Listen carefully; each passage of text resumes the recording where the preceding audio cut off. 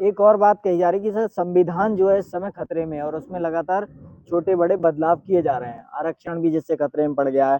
विपक्ष के द्वारा बहुत तेजी से ये मुद्दा उठाया जा रहा है। तो इस बात को लेकर आप क्या सोचते हैं, हमारे संविधान को खतरा है क्या? देखिए, ऐसा है कि हमारे देश में अगर संविधान बनाना है तो एक कॉन्स्टिट्यूएंट असेंबली बनानी पड़ेगी। पूरे देश में नए सिरे से चुनाव होगा, उस मुद्दे पर चुनाव होगा। क्या बीजेपी या कोई दल आज तक इस मुद्दे पर चुनाव लड़ा कि हम घोषणा पत्र में सम्मिलित करते हैं, आएंगे तो अगली बार संविधान बदल देंगे? किसी ने सम्मिलित नहीं किया।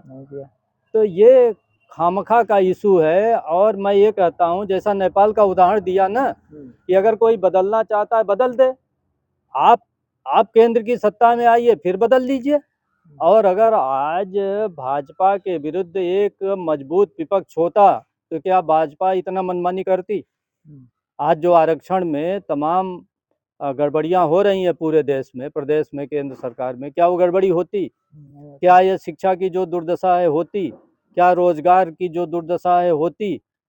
क्या आज जो गरीब तबके के लोग हैं, जिस ढंग से उनके साथ अत्याचार हो रहा है, तो क्या ये अत्याचार होते दलित पिछड़ों के विरुद्ध? सबकी भागीदारी होती ना। आज आप किसी फील्ड में जाइए तो लोकतंत्र तो वही होता है ना, जहाँ चाहे आप पत्रकार हों, चाहे आप स्टूडेंट हों, चाहे आप व्यवसायी हों, चाहे वो आप उद्योगपति हों, जहाँ आपको लेवल प्लेइंग का अवसर दिया जाए। हैं? तो क्या भारत में लेवल प्लेइंग है?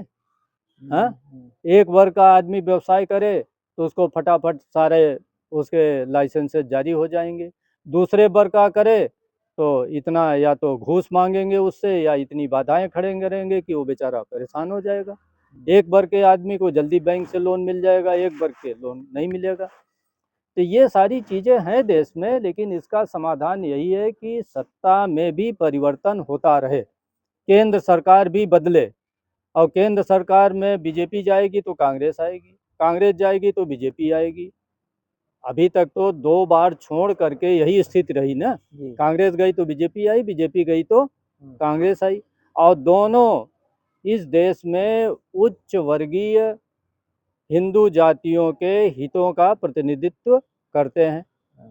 छोटी मोटी सुविधाएं भले आपको दे दें, राशन बांट दें, सस्ते लोकप्रिय तमाम काम कर दें, घोषणाएं कर दें, आपको लगे कि भाई बहुत बढ़िया है। नून तेल लकड़ी आटा चावल दाल सब दे दें। आप बीमार हो जाएं तो छोटी मोटी चिकित्सा की भी व्यवस्था करा दें।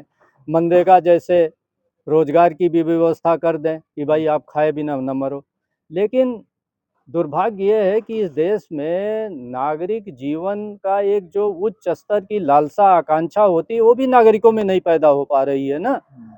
तो उनके सामने कोई बेहतर जिंदगी या उन्नत जिंदगी का आदर्श हमारे ये दलित बैकवर्ड जातियों के लोग नहीं रख रहे हैं। ये रखा जाना चाहिए, तब वो मोबिलाइज होंगे। और पूरे देश में अगर बीजेपी के वर्ग से एक मजबूत राजनीतिक दल हो जाए, भाजपा और कांग्रेस दोनों, क्योंकि दोनों एक ही है। और ये भाई बातें तो 85 की बहुजन की, मूल निवासी सबकी होती है, तो मूल निवासी में एक जात बिरादरी थोड़ी है। सबको मिलाकर पार्टी बननी चाहिए, और मिलाकर माने राष्ट्रीय अध्यक्ष बदले, और कोई मिलाकर का